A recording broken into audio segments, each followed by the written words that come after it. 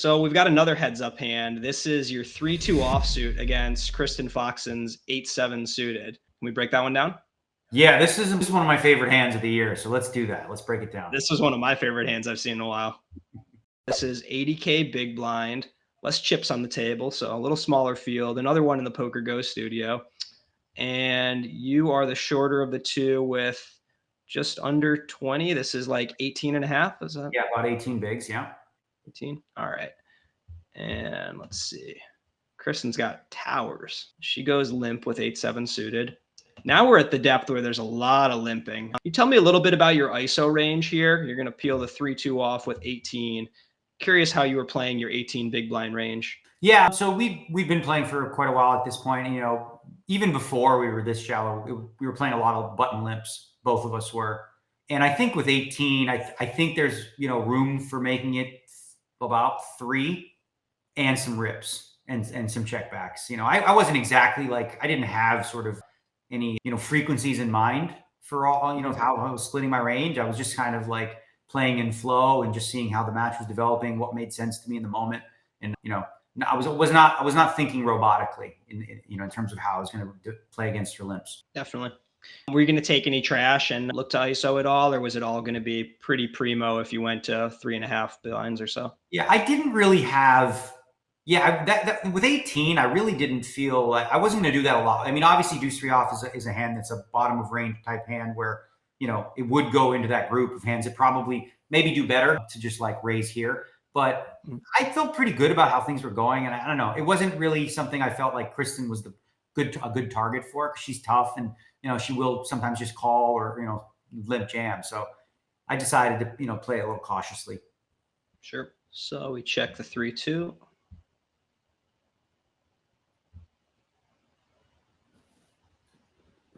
No donks on this flop.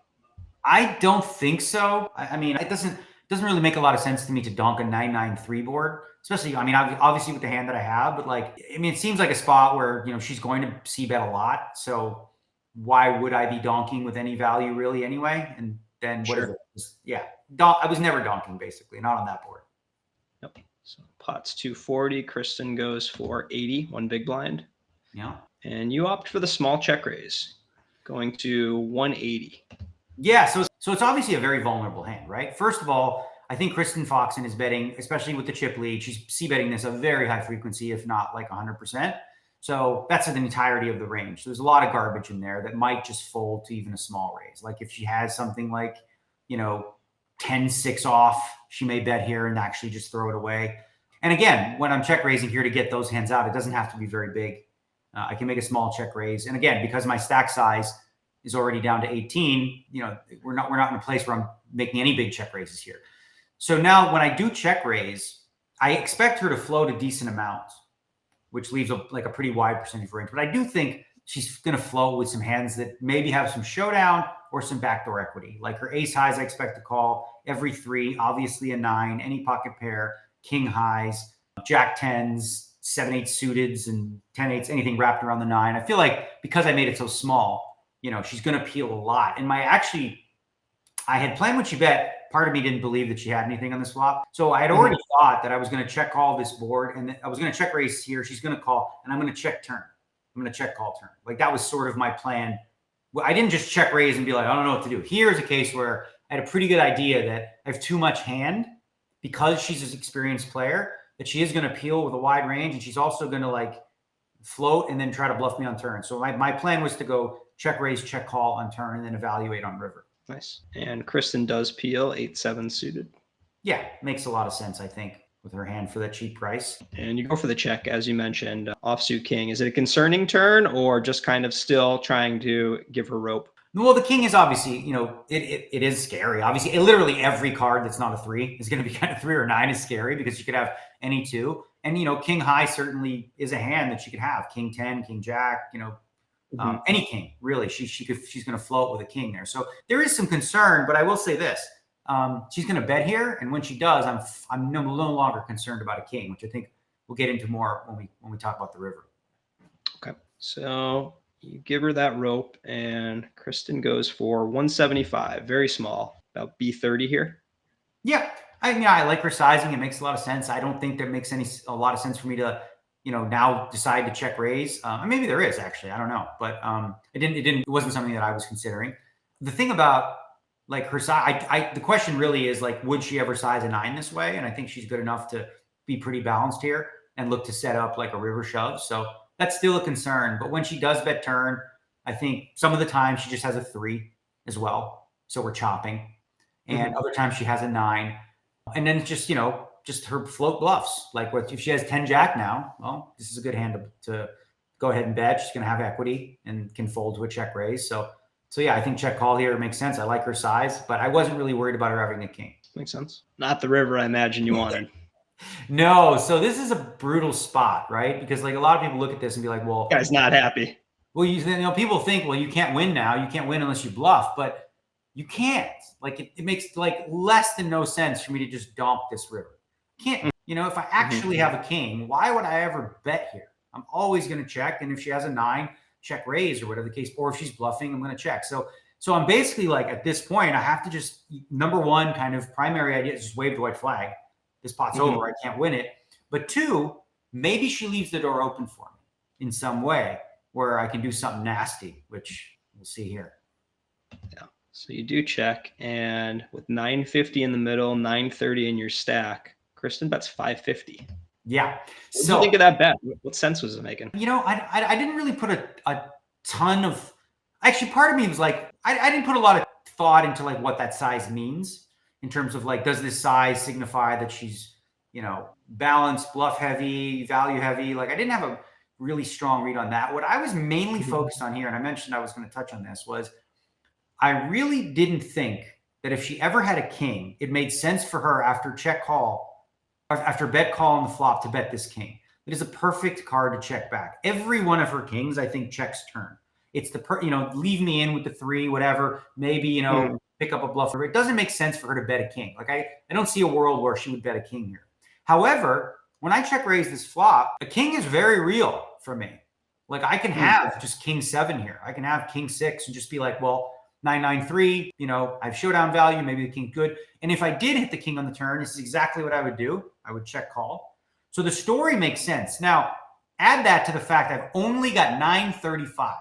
So the problem is I don't have enough to check raise her and get her to fold anything really big because the price is too good, right? But it also means, if that's true, that I'm almost never bluffing here. Like it really bluffing. So the story makes sense that I could have a king, and the size of my stack leaves little room for this to ever actually be a bluff very often. So I thought if she doesn't have a king for sure. Like if any of her floats that she had, she's going to fold. And I thought, maybe I'm crazy, but I thought there's like a small chance that she actually folds a 9 here. I didn't think she had one again, because when she calls the check raise on the flop, because the size is so small, there's a really wide range that's still there. Against a very large check raise on flop, 9 is much more a bigger percentage of it. But for a very small check raise, I left all that garbage in there. So, and also actually, you know what? If anything, her size, again, I don't think she ever has a king, but her size, like if she actually has a king, I think she's going for all of it. Like just hoping I have a 9, like no point. And just because I'm not calling with a 3 anyway. So I think she might be more apt to go for all of it rather than the 550 and leave an escape route. So again, this is a spot where I'm up against a very good player. If I was up against a weak player, I don't make this play at all. I probably don't even check raise flop. But one of the things I learned, we talked about this on the podcast, is that you have to take the spots.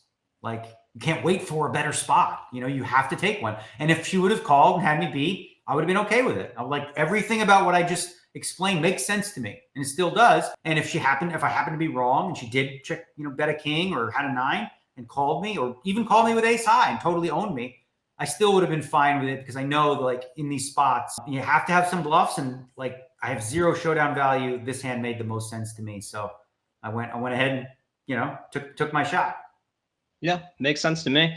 The only follow-up, as you do execute this, and just such a sick bluff, and Kristen, I mean, it's got to be so much pain when she looks back at this. It's like, if I just knuckle, I just win the pot. Just check your 8 high. But I mean, can't imagine that 8 high. Oh, that's the face of someone pretty happy right there. That's a I think one. From her perspective, I think she probably thinks the 3 is a big part of my range. So with the size, it's like she's probably just trying to, because like if you have 8 high, you might actually just win if I have a 3. Yep. But now you're just trying to bluff out like queen 3, jack 3, 10 3, you know, sure. the queen high, jack high, 10 highs and stuff like that. So yeah, tough spot for her, you know, again. And a lot of it came from me knowing she's a good player. Like say against a very much more straightforward player, when they call my check raise on flop, I'm going to give them a 9 a lot more often. So my hand's going check raise, check fold. Against Kristen, she's capable. She's not going to be a pushover. She fights for these pots, you know. So against a good player, that puts you in tougher spots, but you have to come out with some, you know, some punches of your own every once in a while. Makes sense. So final question on that hand is, if 2010 Daniel Negreanu got a glimpse and he heard the breakdown, does he try to have you committed? Committed to like a hospital? I would be like, you're just an idiot. Why are you wasting all your time? You should just freaking call the flop, fold the turn. What are you doing? You know, like, why would you bluff here? You don't even have enough. Yeah, no, I wouldn't even. That's the great thing about poker too, is like I'm at a place now where I play poker better now than I ever have. I'm the best I've ever been. However, compare me to the field in 2004. People are like, well, why didn't you play like that? Right? I'm like, I was way better than everybody else then. Way better than everybody else then. I'm better than the guy there. I would crush 2004 D-Names, just kid poker, if you will. But now the gap is different. You know, what I was doing there exploitatively was so much better than my opponents, whereas today I'm a much better player, but you need to be just to be able to compete against so many tough players. Makes sense.